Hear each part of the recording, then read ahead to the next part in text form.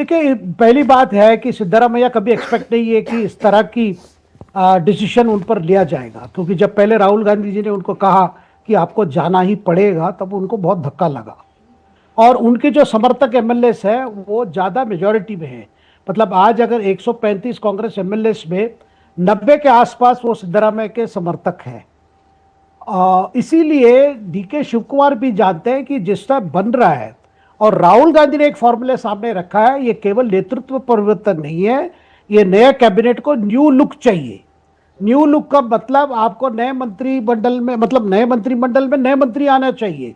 उसमें ज्यादातर जो 50 साल के कम उम्र के हो, जो फर्स्ट टाइम एमएलए हो या सेकंड टाइम एमएलए हो, और जितने सीनियर्स उनको वापस पार्टी के काम पे लगना चाहिए और मंत्री पद छोड़ना चाहिए। इसको लेकर काफी टेंशन हुआ रहा है, और ज्यादातर मंत्री हैं वो तो सिद्धारमैया के हैं।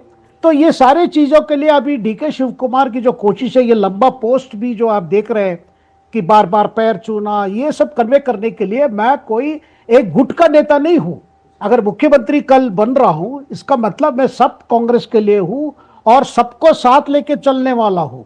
और यहां पे दूसरी तरफ डीके, अभी देखिए सिद्धारमैया इसीलिए दिल्ली आए हैं क्योंकि राहुल गांधी जी ने उनको यह कहा था कि आपके बात पर चीजें चलेगी, आपकी बात हम सुनेंगे, आपके समर्थक की बात भी सुनेंगे, लेकिन पहले आप इस्तीफा देना, फिर हम मिलेंगे आपसे।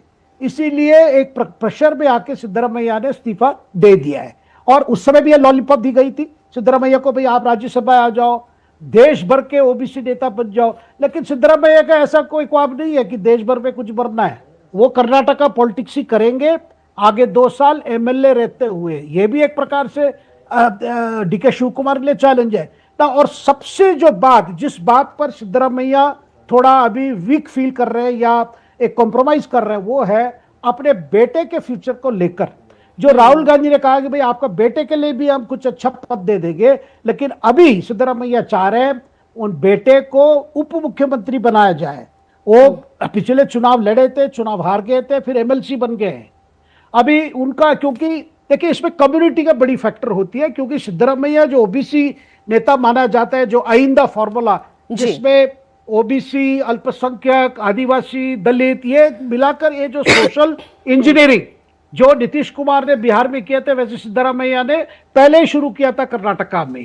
तो अभी सिद्धारमैया का इच्छा है कि किसी तरह कुर्बा कम्युनिटी के मतलब एक लीडर के तौर पे यतींद्रा को उप मुख्यमंत्री पद मिलना चाहिए। ये बात आप बिल्कुल ठीक कह रहे हैं शेखर जी, क्योंकि हमारे भी संवाददाता राघवन, वो भी सूत्रों के हवाले से बता रहे थे कि उन्होंने हाईकमान के सामने अपनी एक डिमांड रखी है।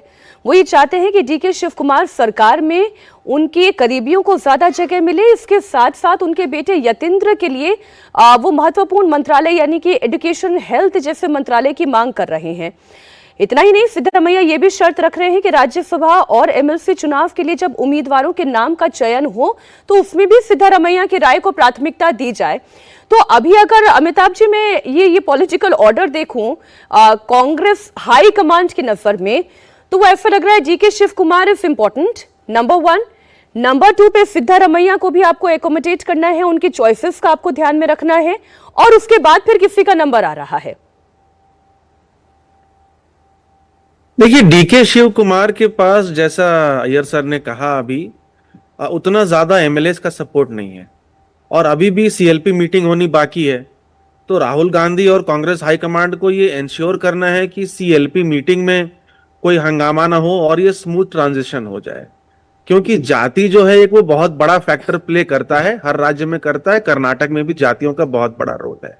जब तक सिद्धारमैया चीफ मिनिस्टर थे तो वो एक लार्जर ब्लॉक को रिप्रेजेंट करते थे, जो अहिंदा, जो कुर्बा और अदर ओबीसीज प्लस मुस्लिम, एससी, एसटी, जो लगभग 69% है।